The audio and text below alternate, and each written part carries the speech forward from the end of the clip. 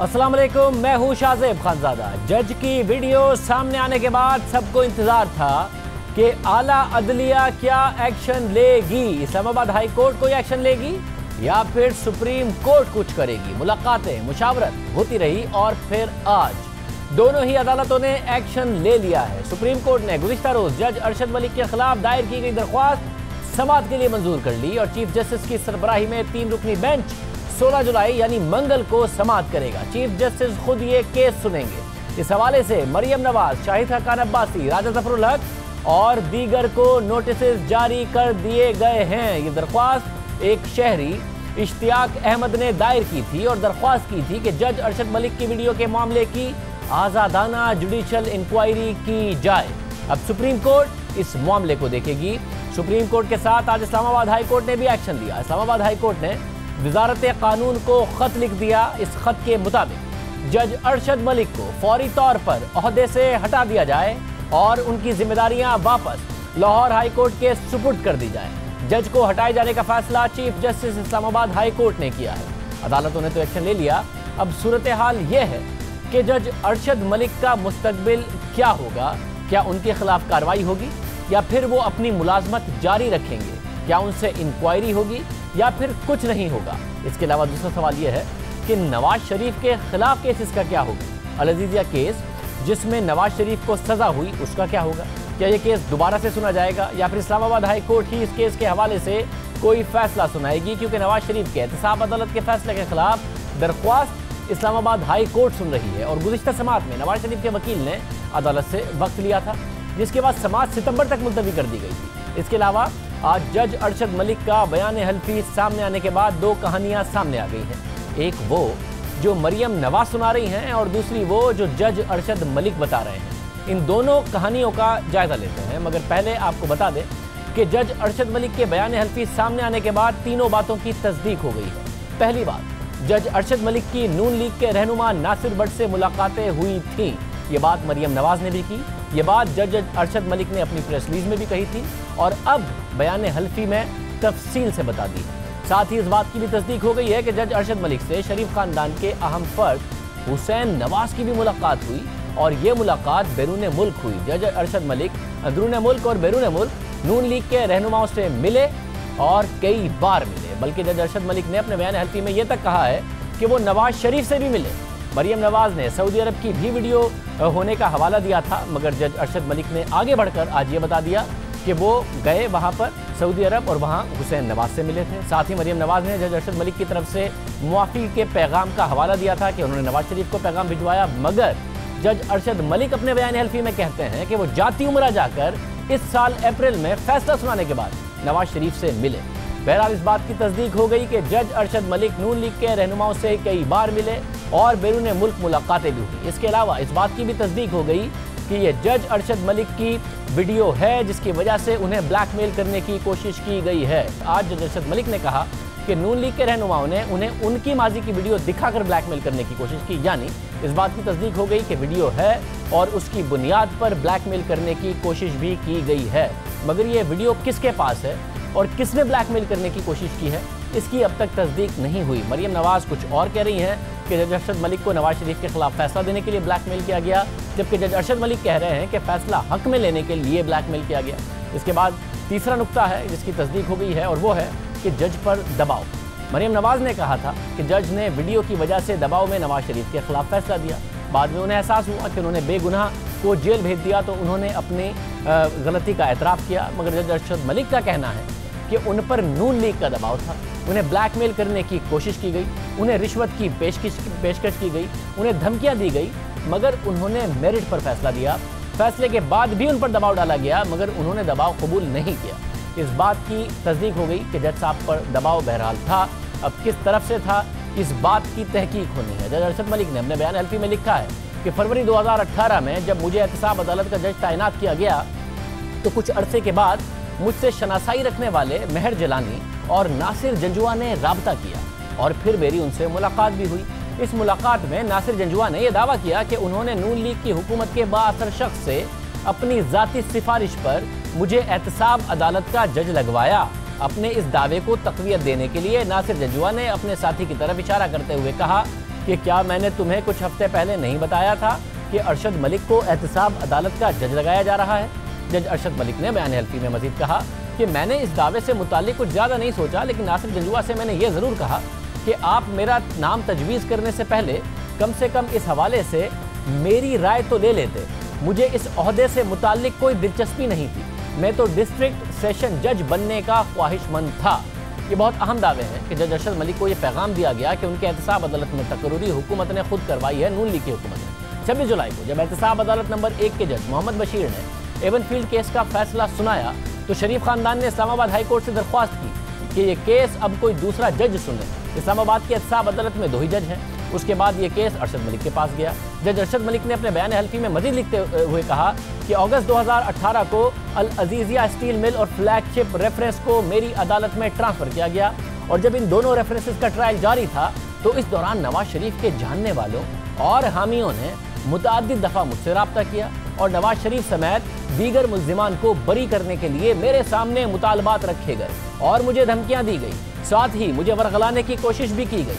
जज अरशद मलिक ने अपने बयान हल्फी में लिखा कि एक समाजी नशिस्त के दौरान जिसमें ना सिर्फ नासिर जंजुआ और मेहर जिलानी भी शरीक थे, उसमें मुझे नासिर जंजुआ एक साइड पर लेकर गए और मुझसे मिन्नत समाजत की कि मैं अल अजीजिया और फ्लैगशिप में रिहाई का हुक्म दे दूं। नासिर जंजुआ ने मुझसे ये तक कहा कि वो शख्स नवाज शरीफ है जिससे उन्होंने मुझे जज बनाने के लिए सिफारिश की थी, और इन हालात में अगर मैं नवाज शरीफ के हक में कोई फैसला नहीं सुनाता तो ज़ाती तौर पर यह मेरे लिए नुकसानदा होगा। उस वक्त में मैंने नासिर जंजुआ से सिर्फ यही कहा कि अल्लाह बेहतर करेगा, इंसाफ अल्लाह का मनसब है और अल्लाह ना इंसाफी नहीं करता। जब अरशद मलिक ने अपने बयान में मजीद कहा कि जब अल अजीजिया और फ्लैगशिप रेफरेंस बहस के मरहले में थे तो मुझसे फिर नासिर जंजुआ और मेहर जिलानी ने रब्ता किया और मुझसे कहा गया कि अगर अल अजीजिया और फ्लैगशिप रेफरेंस में बरियत का फैसला दिया जाता है तो मियाँ नवाज शरीफ मेरी तरफ से मुंह मांगी रकम अदा करने के लिए तैयार है।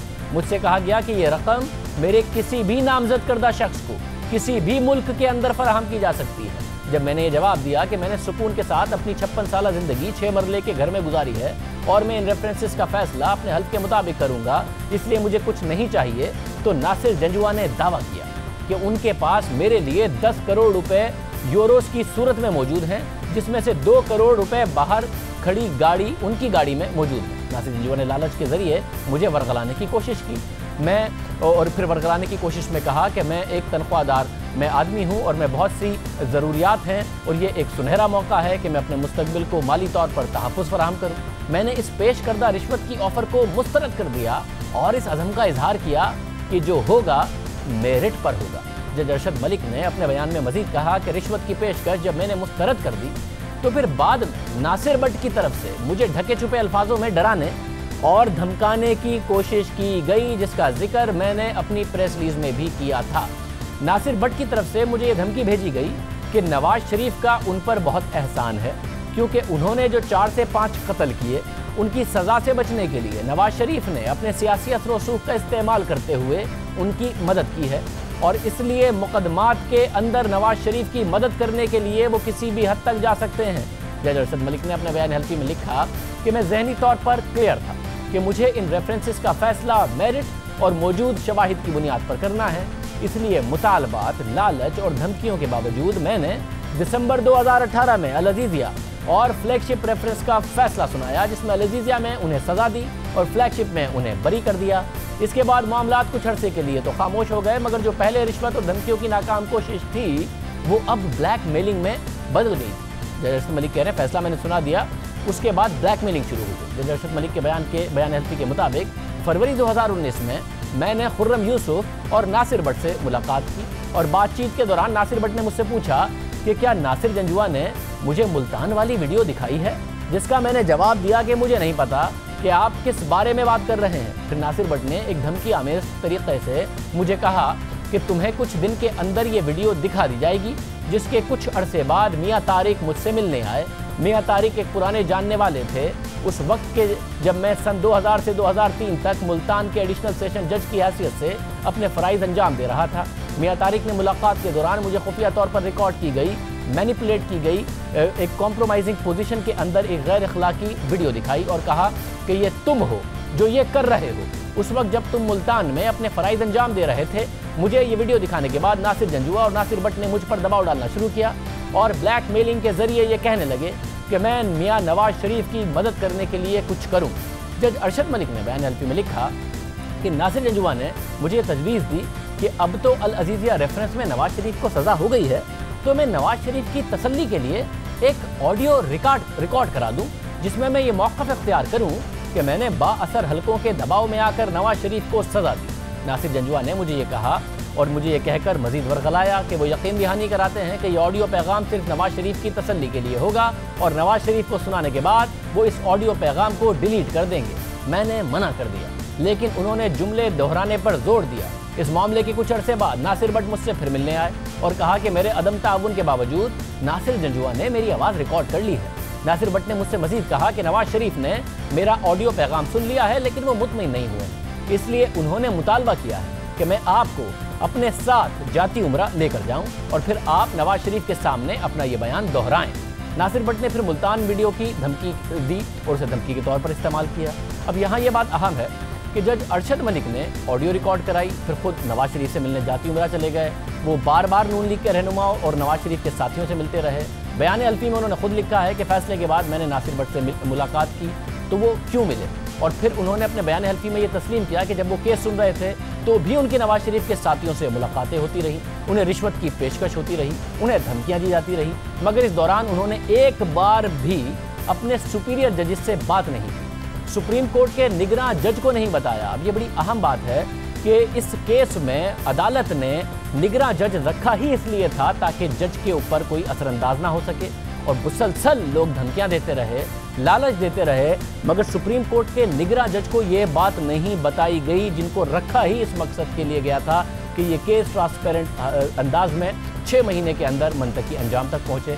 साथ ही इस यहाँ पर ये इल्ज़ाम लगा रहे हैं अपने बयान हल्फी में कि उन्हें एक वीडियो दिखाकर ब्लैकमेल करते रहे नहीं, बट मगर अहम बात यह है कि जो वीडियो मरियम नवाज़ ने रिलीज़ की है उसमें भी वो एक वीडियो का जिक्र कर रहे हैं और ख़ुद कर रहे हैं, जिसमें जो भट्ट साहब हैं वो हैरत का इजहार कर रहे हैं और पूछ रहे हैं कि वीडियो कैसे होगी और ये क्या मामला हो गया। अगर उन्हें धमकियां दे रहे थे ये, तो फिर उनसे मिल कैसे रहे थे ये वीडियो आपके सामने है। और साथ ही अगर इतनी धमकियां दी जा रही थी और ये भी कह रहे थे कि मुझे कत्ल में के मुकदमात से बरी कराने में नवाज शरीफ ने अहम किरदार अदा किया, तो फिर ऐसे शख्स से ये मिल कैसे रहे थे बार बार, और ये माहौल तो नहीं लग रहा कि धमकी आमेज़ है। बहुत सारे सवाल पैदा हो रहे हैं। मरियम नवाज शरीफ का भी कहना है कि जज अरशद मलिक ने फैसला सुनाने के बाद खुद नून लीग से रब्ता किया क्योंकि उनका ज़मीर उन्हें मलामत कर रहा था कि उन्होंने दबाव में गलत फैसला सुनाया। जज अरशद मलिक ने अपने बयान हल्फी में नवाज शरीफ से मुलाकात की तफसीलात तक बता दी हैं। जज अरशद मलिक ने लिखा है कि मैं 6 अप्रैल 2019 को नासिर बट के साथ जाती उम्रा चला गया, जहाँ मियां नवाज शरीफ ने ज़ाती तौर पर हमारा इस्तकबाल किया।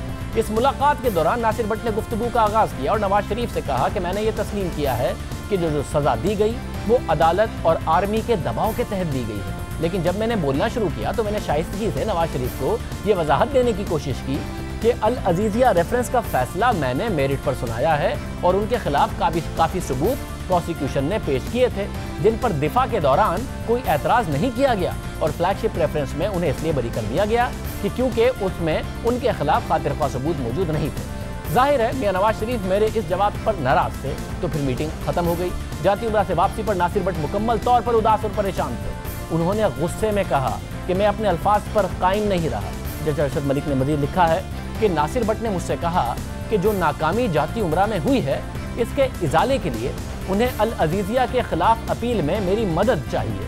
नासिर बट ने मुझसे कहा कि उन्होंने पहले से ही इस मामले के लिए वकीलों की खिदमत हासिल कर ली हैं जिन्होंने अपील ड्राफ्ट कर ली है, मुझे बस इस अपील पर नज़रसानी करके अपनी तजवीज़ देनी होगी। मैंने ब्लैकमेलिंग की वजह से इस मुतालबे को पूरा करने के लिए हामी भर ली। जाती उम्रा की मुलाकात के कुछ दिन बाद नासिर बट ने मुझसे फिर मुलाकात की और इस बार उनके पास अपील का मुसव्वदा मौजूद था। मैंने ना चाहते हुए इस मुसव्वदे पर नज़रसानी की और उनके मुतालबात के तहत कुछ तजावीज़ भी दी। जज अरशद मलिक ने लिखा कि मरियम नवाज़ की प्रेस कॉन्फ्रेंस को देखने के बाद मुझे ये एहसास हुआ कि इस नशिस्त में जिसमें मैंने अपील के मुसव्वदे पर बात की है उसे खुफिया तौर पर रिकॉर्ड किया गया है, क्योंकि इस मुलाकात में होने वाली बातचीत को एडिट करके उसके कुछ हिस्सों को जोड़ तोड़ कर इस ऑडियो वीडियो का हिस्सा बनाया गया जिसे इस प्रेस कॉन्फ्रेंस में चला दिया गया। जज अरशद मलिक ने कहा कि उन्होंने ब्लैकमेलिंग की वजह से अल-अज़ीज़िया केस में नवाज शरीफ की अपील का जायजा लिया, इसमें खामियों की निशानदेही की और फिर अपनी तजावीज़ दी। मरियम नवाज ने भी अपनी प्रेस कॉन्फ्रेंस में यही कहा था कि जज ने वीडियो में अल-अज़ीज़िया केस में खामियों की निशानदेही की है, मगर साथ ही मरियम नवाज ने ये भी कहा था कि उन्हें जब उनके ज़मीर ने ललकारा उसके बाद उन्होंने ये सारी की सारी मुलाकातें की। साथ ही गुज़िश्ता रोज़ मरियम नवाज ने नदीम मलिक साहब को इंटरव्यू में नवाज शरीफ से बराह रास्त राब्ते का तासुर ज़रूर दिया, मुलाकात की बात नहीं की थी, राब्ते का तासुर दिया। अब जज अरशद मलिक ने भी ये तस्लीम किया कि उनकी नवाज शरीफ से मुलाकात हुई। इसके अलावा जज अरशद मलिक ने अपने बयान हल्फी में एक और मुलाकात का भी जिक्र किया है। जज अरशद मलिक ने अपने बयान हल्फी में कहा है कि 28 मई को मैं अपनी फैमिली के साथ उम्रा करने गया। 1 जून को इशा की नमाज के बाद नासिर भट्ट मुझे मस्जिद नबवी के बाहर मिले और मुझसे कहा कि मैं उनके साथ हुसैन नवाज से मुलाकात करने जाऊं। जब मैंने मुलाकात से इनकार किया तो उन्होंने मुझे धमकियां दी और कहा कि एक क्लिक पर मुझे पाकिस्तान में शर्मिंदगी का सामना करना पड़ सकता है। हुसैन नवाज से जब मुलाकात हुई तो उनका रवैया जारहाना और डरावना था। हुसैन नवाज ने 50 करोड़ रुपए रिश्वत की पेशकश की, जिसमें मुझ समेत मेरी फैमिली को बरतानिया, कनाडा या मेरे किसी भी मनपसंद मुल्क में सेटल करना शामिल था। मेरे बच्चों की नौकरियां और मुनाफा बख्श बिजनेस की भी यकीन दहानियाँ करवाई गई। हुसैन नवाज ने कहा कि इसके बदले में मुझे सिर्फ ये करना होगा कि मैं इस बुनियाद पर इस्तीफ़ा दे दूँ कि मैंने नवाज शरीफ को दबाव की वजह से सज़ा सुनाई और अब मजीद मैं इस मलाल के साथ नहीं रह सकता।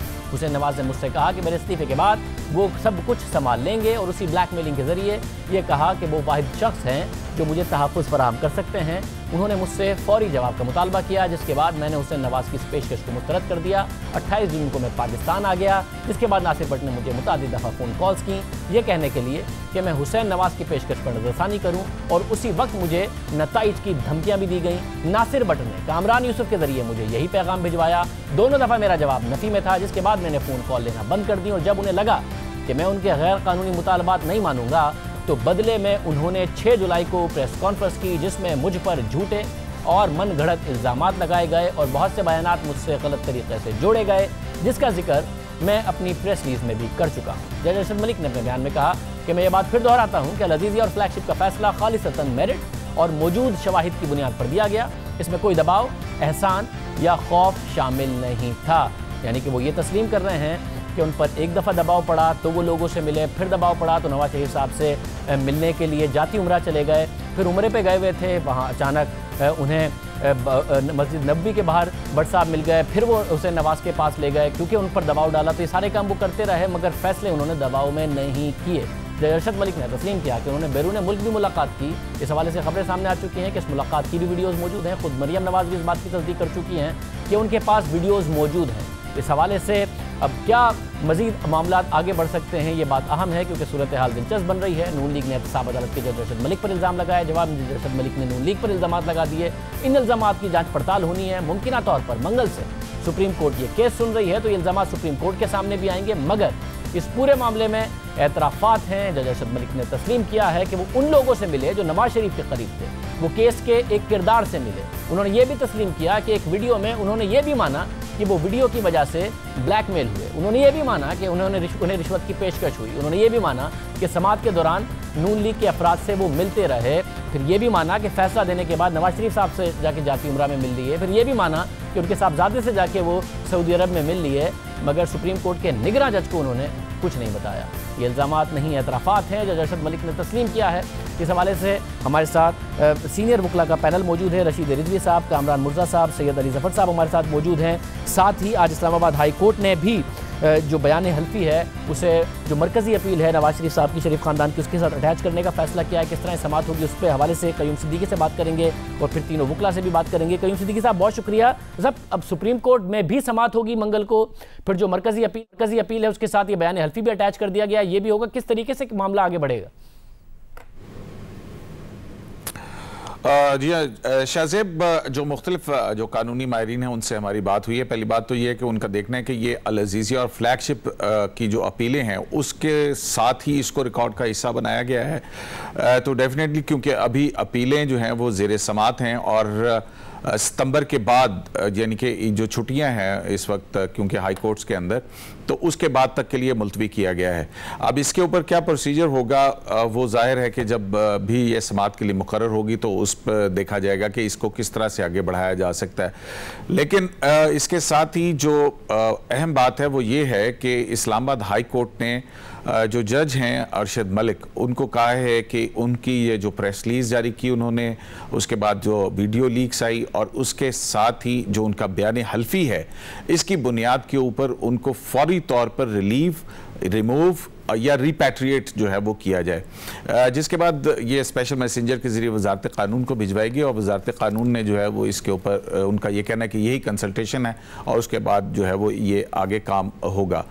अब जो सुप्रीम कोर्ट ऑफ पाकिस्तान में है वहाँ पर इश्तियाक अहमद एक हैं, उन्होंने एक दरख्वास्त कुछ दिन पहले दाखिल की थी 184(3) के तहत के, जिसमें ये मौक़िफ़ इख्तियार किया गया था कि मरीम नवाज़ की तरफ से जो वीडियो लीक्स की गई हैं उसकी इंक्वायरी करवाई जाए और उसकी इंक्वायरी के हवाले से अगर तो मरीम नवाज़ का मौक़िफ़ दुरुस्त है तो वो लोग जो इसमें शामिल थे उनके खिलाफ जो है वो कार्रवाई अदालत करे, और अगर ये उनका मौक़िफ़ गलत है तो फिर उन अफराद के ख़िलाफ़ जिन्होंने आला अदलिया को गदला करने के इल्ज़ामात लगाए हैं उनके ख़िलाफ़ कार्रवाई की जाए।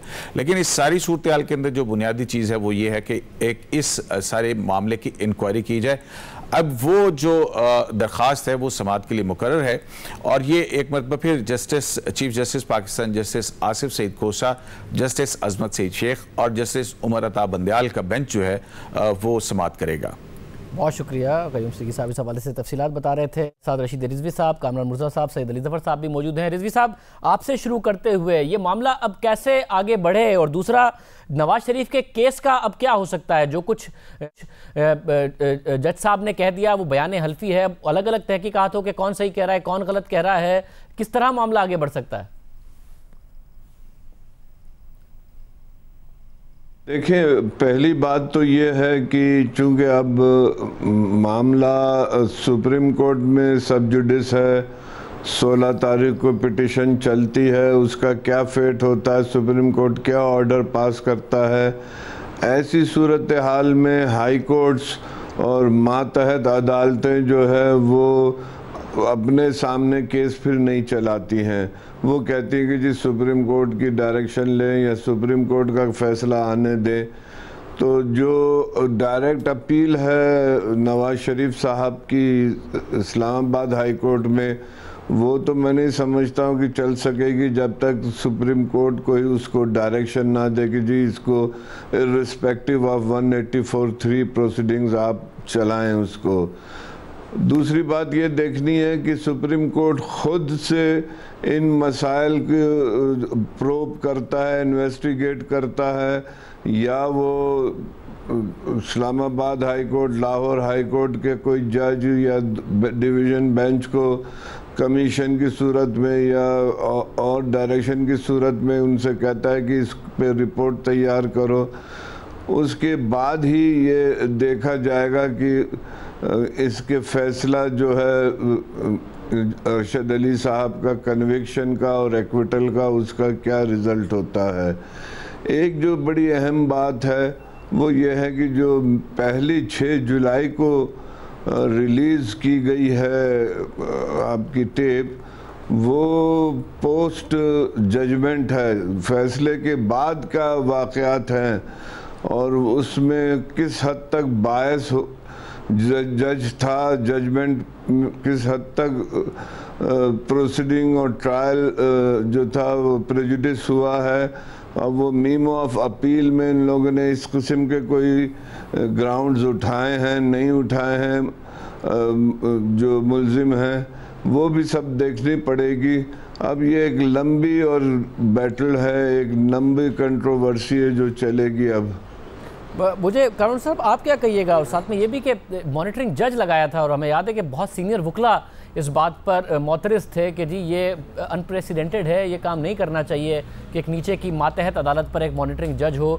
तो वो जो मकसद था मॉनिटरिंग जज का वही नहीं फौत हो गया कि वो कहने कि मुझे तो दबाव भी डालते रहे, मुझे तो रिश्वत भी देते रहे, ये सब चलता रहा। जो मरीम नवाज़ ने वीडियो दिखाई उसमें एक अलग तरफ के दबाव के जिक्र कर रहे हैं, एफिडेविट में एक और दबाव का जिक्र कर रहे हैं, उसके बावजूद केसेस मामले आगे चलते रहे। हाँ, हमने सब ने इतराज़ किया था इस बात पे, और उस वक्त हमने कहा था कि ये जो मॉनिटरिंग हो रही है ये अल्टीमेटली जो है ना ये गंद जो है ये उछलेगा और ये इस मुअज़्ज़ज़ अदालत की तरफ आएगा। मगर उस वक्त हमारे एतराज़ को जो है ना सिर्फ सीरियस नहीं लिया गया बल्कि उस पर डांट डपट भी थोड़ी बहुत हुई। तो एनी हाउ अब ये मामला तो आ गया है और ज़ाहिर है अदालतों के गले में भी पड़ा हुआ है और पूरे मुल्क व कौम के गले में पड़ा हुआ है। इस पूरे मामले में जो सबसे ज़्यादा काबिल एतराज़ बात जो है वो अरशद मलिक साहब का रवैया है। जो कुछ वो करते रहे, जिस तरह से उन्होंने जो उनके जो एडमिशन सामने आए हैं वो ये बतला रहे हैं कि वो कोई अच्छे जज नहीं थे और उन्होंने कोई अच्छे तरीके से मामलात को कंडक्ट नहीं किया और जो कुछ उन्होंने किया इसमें सारे इस बिना पे सारी जुडिशरी जो है ना वो खाम में लाइन हुई है और ज़्यादती हुई है उस पूरी जुडिशरी के साथ। सिर्फ उनके एक रवैये के साथ जजों का ये काम नहीं होता कि इस तरह से लोगों के साथ जो है ना मुलाकातें करते फिरें और लोगों के साथ इस तरह से सोशल गैदरिंग करें और पार्टियां अटेंड करते फिरें और इवन जिसको वो मुलजिम कह रहे हैं उस मुलजिम के घर पे जाएं और जिसको वो कन्विक्ट कर रहे हैं उनके पास जाएं और जाके अपनी वजाहतें देते पड़े। तो ये सारा इनका जो मामला है जो कुछ ये कह रहे हैं वो बिलीवेबल वो एक सेन आपको डाइजेस्ट नहीं होता। कोई सेन आदमी जो है ना इसको एक्सेप्ट नहीं करता, प्रूडेंट माइंड जो है इसको एक्सेप्ट नहीं करता। तो जब एक्सेप्ट नहीं करता तो इसका मतलब ये हुआ कि ये जज साहब ने अपने को तो ख़राब किया है मगर बाकी मामला भी जुडिशरी के हवाले से ख़राब किए उन्होंने। अब रशीद रिजवी साहब, ज़ाहिर है जैसे ही जज साहब के हवाले से फैसला आया कि वो उन्हें अपने ओहदे से हटाया जा रहा है तो नून लीग का फ़ौरन मुतालबा सामने आ गया कि नवाज शरीफ को भी रिहा करें। अब ज़ाहिर फौरी तौर पर नहीं हो सकता तो कानून क्या कहता है इस हवाले से कि क्या सूरत हो सकती है कि इस केस के पर कोई नज़रसानी होगी, क्या होगा? इस्लामाबाद हाई कोर्ट ने तो मरकज़ी अपील के साथ अटैच कर दिया, क्या होगा? देखें, अभी तक जो है मियां नवाज शरीफ साहब और उनकी टीम ने अपीलेट कोर्ट की जुरिस्डिक्शन इन्वोक नहीं की है। ये कह देने से कि जी हमने फ़ैसला अवाम की अदालत में रख दिया है, पेश कर दिया है, उससे जो है अवामी अदालत जो है वो एक कोर्ट ऑफ लॉ के फ़ैसले को सही है या गलत है फ़ैसला उसको टर्न डाउन या सेट असाइड तो नहीं कर सकती है। जिस तरह से आसिफ जरदारी साहब के केस में हुआ PLD 2001 सुप्रीम कोर्ट में कि किस तरह से उनके वकीलों ने ये तमाम रिकॉर्ड बड़ी कामयाबी से सुप्रीम कोर्ट के रिकॉर्ड पे लाए, सारी चीज़ें पेश की, सारी चीज़ें आर्ग्यू हुई, केस लॉ साइट हुआ और तब जाके एक फ़ैसला आया और वो सेट असाइड हुआ उनके कन्विक्शन का।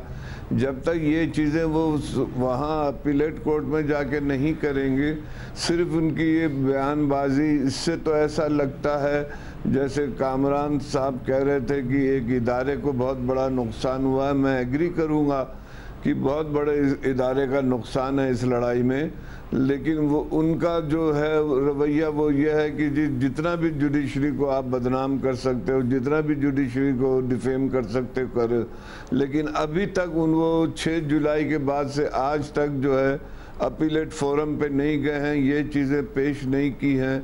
अब पता नहीं किस तरह से वो कंडक्ट करते हैं। बगैर ये फैसला अब जो सेट असाइड करेगी, रिकॉल करेगी, वो सिर्फ और सिर्फ इस्लामाबाद हाई कोर्ट ही कर सकती है। कामरान मिर्ज़ा साहब, आप क्या कहिएगा इस हवाले से? देखिए, उनको 428 की दरख्वास्त देनी चाहिए। 428 रेड विद 540 की दरख्वास्त जो है ना उनको अपीलेट कोर्ट में देनी चाहिए और ये जो जितने भी वीडियो फिल्म्स हैं या जो भी उसके बाद जो भी डेवलपमेंट हुई है इस हवाले से उनको रिकॉर्ड पे रखना चाहिए। 2 जजमेंट इसमें इस हवाले से मौजूद हैं। एक आसिफ अली जरदारी साहब वाली, जिस तरह से रिजवी साहब ने जिक्र किया, 2001 PLD supreme court 500 something page है उसका, और दूसरी जजमेंट शुएब शेख वाली जो है ना वो भी आपको याद होगी, वो जेली डिग्री वाली, जहाँ पे जज की तरफ से कुछ एडमिशन आए थे और उसमें अब ये ख़ुद ब खुद अपील में उनको फ़ायदा होने का नहीं है। जो ये इनका मुतालबा है कि इस अब जो कुछ हुआ इसके नतीजे में नवाज शरीफ साहब को रहा कर दें, तो ये मुमकिन नहीं है, लीगली ये मुमकिन नहीं है।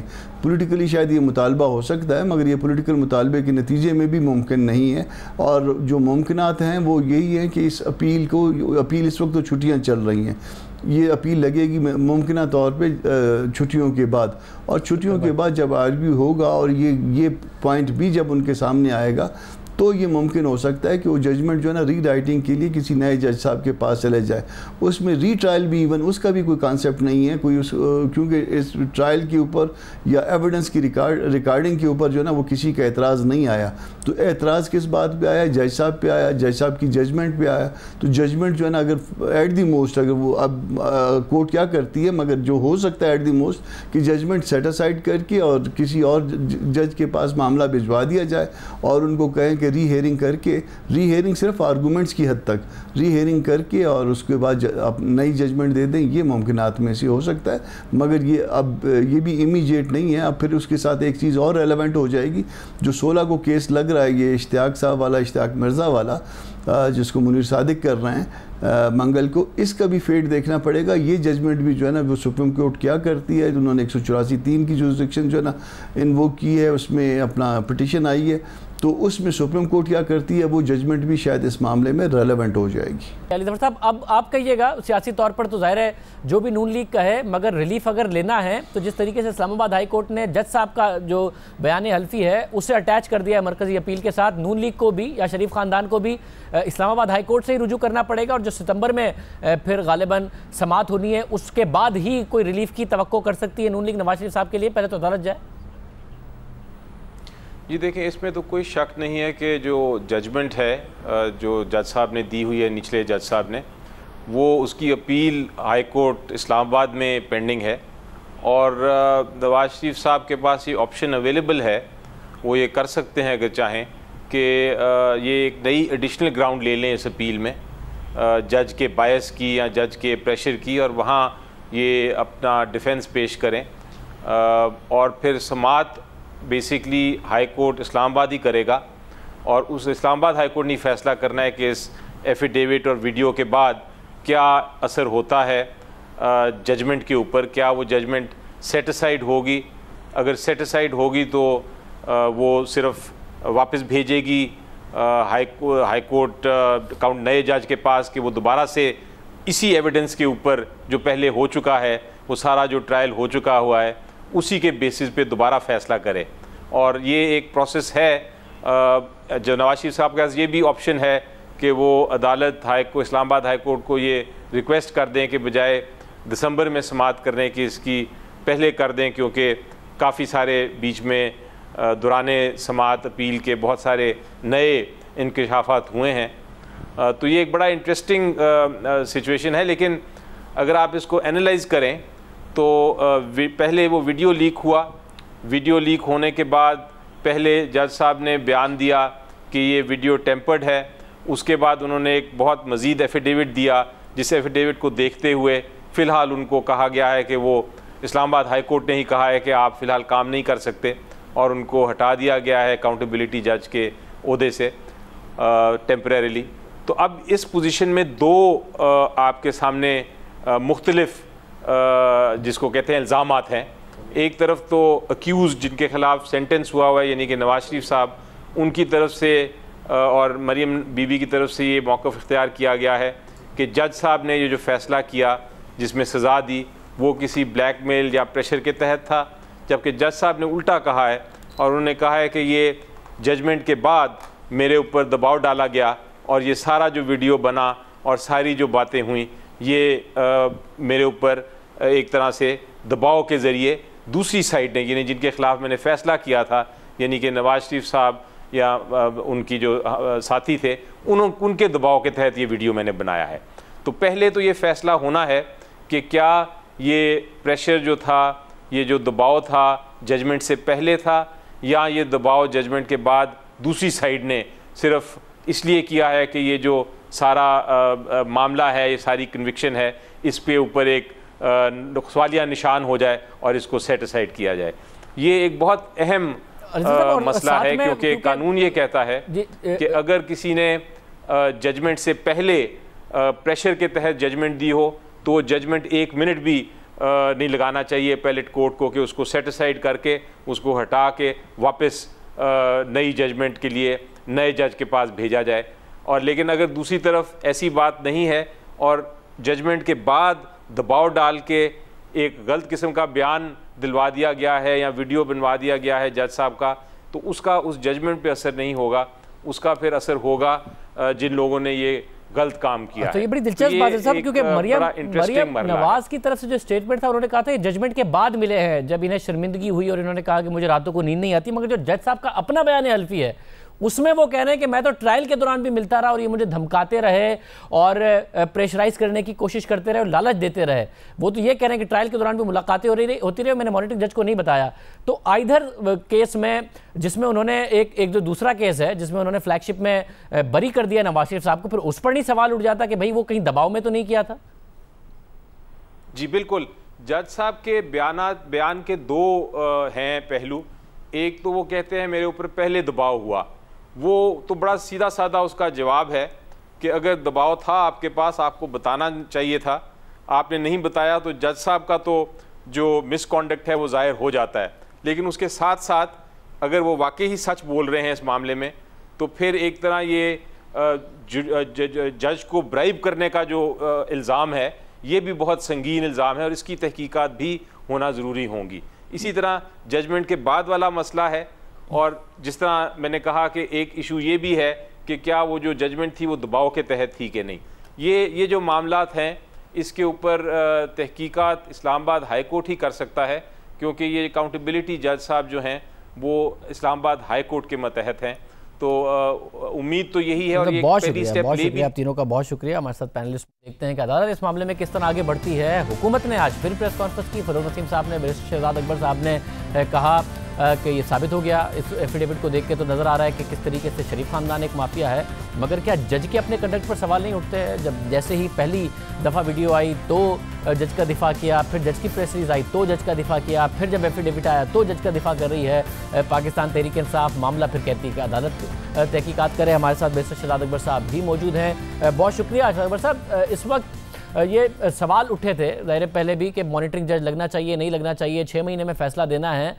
अब जो एफिडेविट है उसमें आपने ज़ाहिर उस एफिडेविट को लेके आपने नून लीग पर तो सवालात उठा दिए शरीफ खानदान पर, बट आपको नहीं लगता कि बहुत सारे सवालात उठते हैं कि मॉनिटरिंग जज तो लगे इसलिए थे कि इस केस में ट्रायल में कोई इन्फ्लुएंस ना हो, मगर वो जज साहब कह रहे हैं मुझे बार बार डराया भी गया, मुझे बार बार रिश्वत भी दी गई, ट्रायल के दौरान भी ट्रायल के बाद भी, तो फिर मगर उन्होंने ना किसी को बताया ना कोई मामला हुआ है, तो पूरे के पूरे प्रोसेस पर नहीं सवाल उठ गए? जी बिल्कुल शाहजेब, मैं आपसे 100% एग्री करता हूँ। जो जज साहब हैं अकाउंटेबिलिटी कोर्ट के, उनका कंडक्ट पे बहुत बड़ा सवालिया निशान है। लेकिन इसके साथ साथ अगर इन्हीं के एफिडेविट की बेस के ऊपर हम कहते हैं इनका कंडक्ट सवालिया निशान है, तो उस एफिडेविट में जो बाकी लोगों का जिक्र है वो भी एक सवालिया निशान है। मैं समझता हूँ ये पूरा सिलसिला अपॉइंटमेंट से देखना पड़ेगा कि क्यों कर ये अपॉइंटमेंट हुई, क्योंकि एक पटिशनर की तरफ से डेलिब्रेट एफर्ट करके ये केस ट्रांसफ़र भी हुआ इनके सामने। और ये बिल्कुल इनको देखिए, आप ये तो वैसे भी अगर आपको कोई इंटरेस्टेड पार्टी आपको कांटेक्ट करती है, रब्ता करती है, तो आपको फौरी तौर पे अगर बेशक मॉनिटरिंग जज ना भी हों तो आपको रिपोर्ट करनी चाहिए, बिकॉज ऐसी चीज़ें जो हैं वो कल सवाल उठा सकती हैं। तो जज का कंडक्ट बिल्कुल एक क्वेश्चनेबल चीज़ है, और उसी चीज़ को सामने रखते हुए आज इस्लामाबाद हाई कोर्ट ने उन्हें उनके ज़िम्मेदारियों से सबकदोश किया है। लेकिन इसके साथ साथ जो बाकी इस केस के अंदर पूरी एक दास्तान बयान की गई है वो भी एक बहुत बड़ी शॉकिंग चीज़ है और एक सवालिया निशान है। क्योंकि अगर देखिए इनका जो इस एफिडेविट के अंदर चीज़ें बयान की हुई हैं उनको सामने रखा जाए तो ये तो पूरा ही एक समझिए कि रिश्वत, धमकियाँ और ब्लैकमेलिंग का एक पूरा सिलसिला सामने आता है। तो वो चीज़ भी, दोनों चीज़ों का मैं समझता हूँ जायज़ा लेना बहुत ज़रूरी है ये देखने के लिए कि इस केस में किस तरह से। जो आपने पहली बात की कि इनकी तैनाती कैसी है, उनको केस कैसे ट्रांसफ़र हुआ, ये एहतसाब अदालत के जज तैनात हुए हैं फरवरी 2018 में, फिर केस इनको ट्रांसफ़र होता है बाद में जब नवाज शरीफ की या नून लीग की हुकूमत नहीं थी। तो कैसे आप कह रहे हैं कि क्या ताल्लुक बनता है इसमें? देखिए ये तो फरवरी 2018 में जब अपॉइंट हुए, लेकिन ये केस जब पहली केस के अंदर फैसला आता है एवन फील्ड के अंदर, तो ये केस ट्रांसफ़र होता है पटिशनर जो इसमें अक्यूज़ पर्सन थे उनकी पटिशन के ऊपर। उन्होंने इस्लामाबाद हाई कोर्ट में पटिशन की थी और उस पटिशन के नतीजे में ये केस ट्रांसफ़र हो जाता है अरशद मलिक साहब की अदालत में। तो मैं ये कह रहा हूँ कि अगर ये बात इसमें जो लिखी हुई है, जैसे नासिर जंजुआ ने आके इनको बताया कि आपको तो अपॉइंट ही हमने करवाया है, तो इसका मतलब है कि क्योंकि वो एक ऐसा जज था जिसको वो अप्रोच कर सकते थे, जिसके पास जा सकते थे, क्योंकि जो भी उनके पिछले रवाबित थे या उनके पास कोई चीज़। मगर ये तो जज साहब कह रहे हैं ना, और जज साहब ने अभी तक जितनी बातें की हैं वो बहुत ज़्यादा सवालिया निशान उठाती हैं। अब आपने कहा कि जंजुआ ने इनसे कहा और जज साहब ने अपने एफिडेविट में कह दिया, तो ये आप जज मोहम्मद बशीर के पास थे पहले सारे के सारे केसेस, तीनों रेफरेंसेस। पहले शरीफ खानदान की तरफ से ये कहा गया कि जी सारे के सारे लिंक्ड हैं तो एक ही रेफरेंस हो, मगर नहीं, 3 थे। फिर उन्होंने अदालत से जाके ये इस्तदा की शरीफ खानदान ने इस्लामाबाद हाई कोर्ट से कि जी तीनों का फैसला एक साथ सुनाया जाए, ना कि अलग अलग सुनाया जाए। वो इस्तदा भी मुस्तरद हो गई, एविडेंस एक साथ हो, जिरा एक साथ हो, वो इस्तदा मुस्तरद हो गई।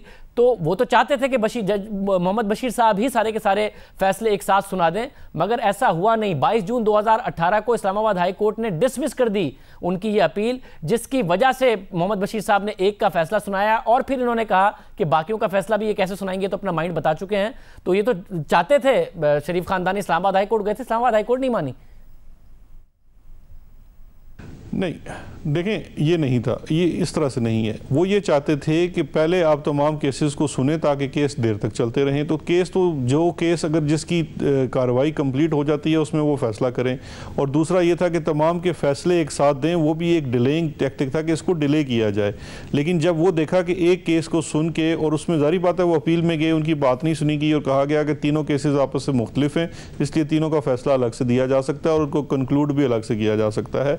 तो उसके ऊपर ये फिर जब वो उसका फैसला आ गया तो एक अपॉर्चुनिटी पैदा हो गई केस को ट्रांसफर कराने की, क्योंकि उससे पहले बशीर साहब के ऊपर 22 को लेकर या किसी और चीज को नहीं, शहजाद अकबर साहब, अपॉर्चुनिटी तो बाद में पैदा हुई ना।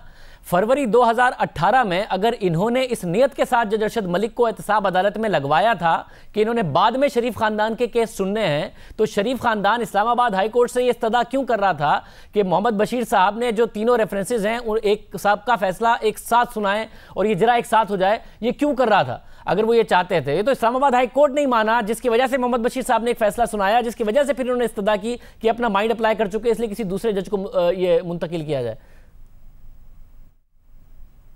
नहीं, देखिए, वो क्यों चाहते थे कि वो सारा एक साथ सुनाए, वो तो वो चीज़ बता सकते हैं। लेकिन मैं ये कह रहा हूँ कि जिस तरह से चीज़ें इवेंट्स हुए हैं उनको बयान कर रहा हूँ, और उन चीज़ों के इवेंट का ये बयान है कि जब एक केस में फ़ैसला आ गया तो उसके बाद इसको ट्रांसफ़र करने की जब दरख्वास्त गई तो वहाँ पर कोई तीसरा जज नहीं था, वो इवेंचुअली इनके सामने आना था। ये भी मुमकिन है कि ऐसा ना हो, लेकिन बात यह है कि ये जो एफिडेविट के अंदर चीज़ आई है कि वो नासिर भट्ट, सवाल ये भी पैदा होगा कि क्या वो नासिर जंजुआ साहब ने उनसे फरवरी के बाद उनके अपॉइंटमेंट के बाद मुलाकात की और ये बतलाया, तो ये दोनों चीज़ें वही चीज़ें जो सब्जेक्ट टू इन्वेस्टिगेशन है। तो उसको जब देखा जाएगा, और इसमें अदलिया ही करेगी, बिकॉज अपॉइंटमेंट की जो बेसिक चीज़ होती है और उसकी उनकी रिट्रीवल भी होती है वो अदलिया ही करती है, तो उसके अंदर ये चीज़ भी ज़रूर देखी जानी चाहिए कि ये अपॉइंटमेंट से ये मनसूबा बनाया गया था या बाद में। क्योंकि देखिए, एफिडेविट के अंदर ये है कि इनको जो ब्लैकमेल करना शुरू किया और जो कहना शुरू किया वो फरवरी 2019 से करना शुरू किया। तो अगर आप उसको दुरुस्त मान लें तो ये देखना पड़ेगा कि क्या इसका जो असर होने की कोशिश की है वो ब्लैकमेलिंग के टाइम से शुरू होती है या कि ड्यूरिंग ट्रायल भी मेरे ऊपर बहुत ज़्यादा दबाव था। फरवरी 2018 में लगे हैं ये, अगस्त 2018 में केस मिला है इनको, दिसंबर 2018 में फैसला सुना दिया है इन्होंने।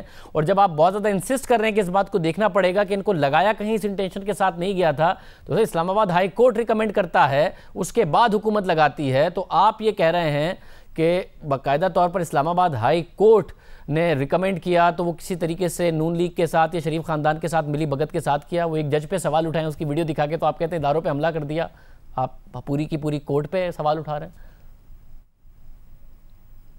नहीं, देखिए, अपॉइंटमेंट के लिए जब होती है तो कंसल्टेशन होती है लॉ मिनिस्ट्री के साथ, और ये जज साहब तो वैसे भी पंजाब से आए थे, तो वो मैं वही कह रहा हूँ ना कि आपको हम सवाल हाई कोर्ट पे नहीं उठा रहे या किसी एक मिनिस्ट्री के ऊपर नहीं उठा रहे, पूरे प्रोसेस के ऊपर उठा रहे हैं। क्योंकि इस बयान के मुताबिक एक शख्स जो पूरे इस एपिसोड में बड़ा अहम किरदार अदा कर रहा है, वो आके ये दावा करता है और ये बताता है कि जी आपकी अपॉइंटमेंट हमने करवाई है यहाँ पर। तो उस चीज़ को सामने रखते हुए क्या ये बेहतर नहीं है कि इस चीज़ को भी इन्वेस्टिगेट कर लिया जाए कि इस अपॉइंटमेंट में तो कहीं इस तरह का इन्फ्लुएंस इस्तेमाल नहीं किया? तो मैं बतौर वकील, क्योंकि ज़रा आप सीनियर एक बैरिस्टर है, मैं आपसे जानना चाहूँगा कि आपको जज साहब की बात में कितना वजन नज़र आता है। पहले तो उन्हें तैनात करा दिया गया और उनको बताया नहीं गया कि हम तुम्हें तैनात करा रहे हैं, फिर जब उनके पास केस आया तो फिर उन्हें बताया गया हमने तुम्हें तैनात कराया था, इसलिए ज़रा इस केस पर हल्का हाथ रखना। फिर उनको धमकियां भी दी जा रही हैं। वीडियो में वो जिक्र कर रहे हैं जो कि मरीम नवाज ने दिखाई कि मुझे किसी और ब्लैकमेल कर रहा था। एफिडेविट में वो कह रहे हैं कि मुझे तो शरीफ खानदान ही एक और वीडियो पर ब्लैकमेल कर रहा था। हर एक को वो अलग अलग वर्जन दे रहे हैं। फिर वो कह रहे हैं मुझे धमकियां मिल रही थी, फिर भी मैंने केस का फैसला उनके खिलाफ सुना दिया। धमकियां फिर भी मिल रही थी, केस का फैसला तो सुना दिया, मगर मजबूर हो गया जाती उम्रा में नवाज शरीफ से मिलने के लिए। फिर मजबूर हो गया मैं उम्रे पे जाके हुसैन नवाज से मिलने के लिए। और हुसैन नवाज को कैसे पता चल गया? लाखों लोग जाते हैं उम्रे पर, कौन से होटल में रुके हैं, मस्जिद नबी से निकले तो भट्ट साहब उनका इंतजार कर रहे थे। ये सब आपको सेंस बना रही है ये सारी की सारी बातें जिस सीक्वेंस में ये बोल रहे हैं, इस एफिडेविट में आपको यकीन आ रहा है इन सारी बातों पर? ये देखिए, हम हरगिज़ ना इनकी एफिडेविट की बातों को मान रहे हैं और ना ही हम ये मान रहे हैं जो वीडियो में दिखाया गया है। हम ये कहते हैं, हम पहले भी कहते थे कि वीडियो की भी पूरी तफ्तीश होनी चाहिए और जुडिशल फोरम से होनी चाहिए, और अब हम भी कहते हैं कि जो इसमें एफिडेविट आ गया है इसके अंदर जो चीज़ें हैं इसकी भी तफ्तीश होनी चाहिए। देखिए, कोई भी जब स्टेटमेंट आती है, एविडेंस होती है, उसको एज इट इज़ कबूल नहीं कर लिया जाता, उसके साथ कोई करॉबरेटिंग एविडेंस ज़रूर देखा जाता है। तो अब सवाल ये पैदा होगा कि इनकी जो एफिडेविट है और वो जो वीडियो है, दोनों जो चीज़ें बतलाने की कोशिश कर रही हैं, असल हकीकत क्या है, और बाकी जो शवाहिद हैं जो कि इन्वेस्टिगेशन से मालूम हो सकते हैं, वो किस स्टोरी या किस वर्जन को करॉबरेट करते हैं। बिकॉज अगर जज साहब की स्टोरी जो है वो करॉबरेट हो जाती है तो फिर इसमें से नए केसेस, क्रिमिनल चार्जेस भी जन्म ले सकते हैं। जैसा आज लॉ मिनिस्टर साहब ने भी हमारी प्रेस कॉन्फ्रेंस में फरमाया, section 31A national accountability ordinance का, वो इस चीज़ के ऊपर स्पेशल बात करता है, और जो लोग मुलव्वस हो सकते हैं वीडियो बनाने में, ब्लैकमेल करने में और बाद में इसको इस्तेमाल करने में, उनके ऊपर वो 31A का इतलाक हो सकता है। और अगर ये सारा कंडक्ट जज के ऊपर चला जाए और जिस तरह से दूसरी पार्टी कह रही है उनका मंजर मान लिया जाए, तो फिर ये केस के ऊपर सवालिया निशान हो सकता है। तो इसलिए पूरे मामले की तफ्तीश जुडिशल फोरम के ऊपर होना और इसका क्या असर हुआ ये होगा, और ये दो हिस्सों में हो सकता है। एक तो वो जो इन्होंने इस्लामाबाद हाई कोर्ट ने आज इस चीज़ को इसकी क्रिमिनल अपील के साथ अपेंड कर दिया इनके एफिडेविट को, और अब जब वो अपील सुनी जाती है, उस अपील में ये वीडियोस भी, आई एम श्योर जो अक्यूज्ड हैं इसके अंदर कॉन्विक्ट हैं, वो इस वीडियो को भी शायद सामने लेके आएंगे और कोर्ट के सामने भी शायद ले आएँ।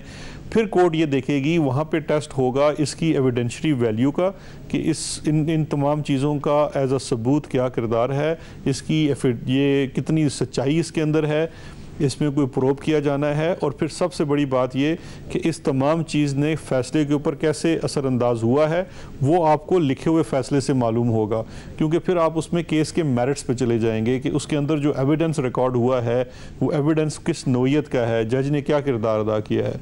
उसके बाद अगर ये नज़र आता है बायस है तो वो रिट्रायल भी कर सकते। आप बिल्कुल कानूनी बात अब कर रहे हैं कि कानून इस सारे मामलात में क्या कहता है। सब तो ज़ाहिर एक उनका रिटन स्टेटमेंट है, एफिडेविट, जिसमें वो कह रहे हैं कि उन्हें नासिर भट्ट ने बाकायदा तौर पर एक वीडियो के हवाले से और जंजुआ ने ब्लैकमेल किया, और उनकी एक पुरानी वीडियो थी जिसके हवाले से, जिसमें वो एक क्वेश्चनेबल वीडियो थी और ब्लैकमेल किया गया। अब ये लिखे हुए वर्ड है।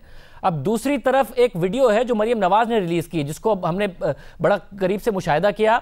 तो जब खुद जज साहब बता रहे हैं कि मेरी एक पुरानी वीडियो थी और मुझे ब्लैकमेल किया गया, तो उसमें नासिर भट्ट बहुत हैरत का इजहार कर रहे हैं, अच्छा आपकी वीडियो थी तो उनके हाथ कैसे लग गई। और फिर जज साहब बता रहे हैं कि बस हो जाता है और मैं सुसाइड का और इतने मामलात हो जाते हैं। तो नासिर भट्ट बहुत ज़्यादा हैरत का इजहार कर रहे हैं कि नासिर भट्ट वो था जो उन्हें ब्लैकमेल कर रहा था, उन्हें रिश्वत ऑफर कर रहा था, उन्हें वीडियो दिखा के ब्लैकमेल कर रहा था। तो यहां तो जज साहब उन्हें जब अपनी वीडियो का बता रहे हैं कि कोई और उन्हें वीडियो दिखा के ब्लैकमेल कर रहा था, तो वो खुद बड़े हैरान हो रहे हैं। तो लिखी हुई बात माने उनकी या जो उस वीडियो में नजर आ रहा है वो माने उनका?